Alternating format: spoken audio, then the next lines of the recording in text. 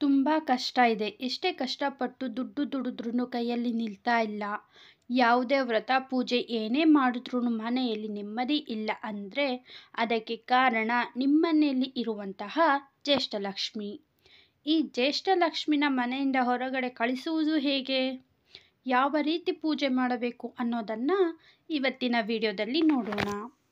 ಈ ಪೂಜೆಗೆ ಬೇಕಾಗುವಂತಹ ವಸ್ತುಗಳು: ಅರಿಶಿಣ, ಕುಂಕುಮ, ಅಡಿಕೆ, ವೀಳ್ಯದೆಲೆ, ಹೂವು, ಕರ್ಪೂರ, ಗಂಧದ ಕಡ್ಡಿ, ಹಣ್ಣು, ಚಿಕ್ಕ ದೀಪ, ಅಕ್ಷತೆ, ತೆಂಗಿನಕಾಯಿ.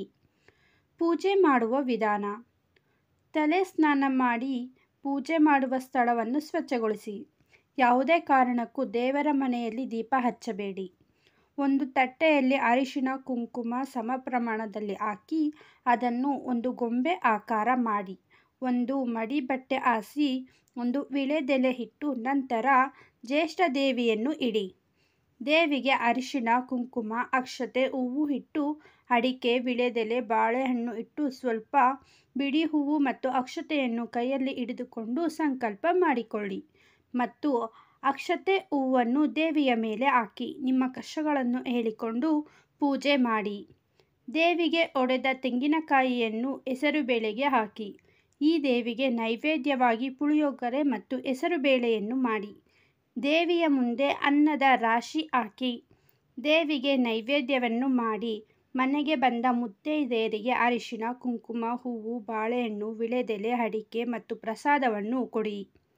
ಜ್ಯೇಷ್ಠಾದೇವಿಯ ವಿಸರ್ಜನೆ: ಮೊದಲು ಜ್ಯೇಷ್ಠಾದೇವಿಯ ಬಲಭಾಗದಲ್ಲಿರುವ ಹೂವನ್ನು ತೆಗೆದು ನಂತರ ಎಲ್ಲವನ್ನು ತೆಗೆಯಿರಿ.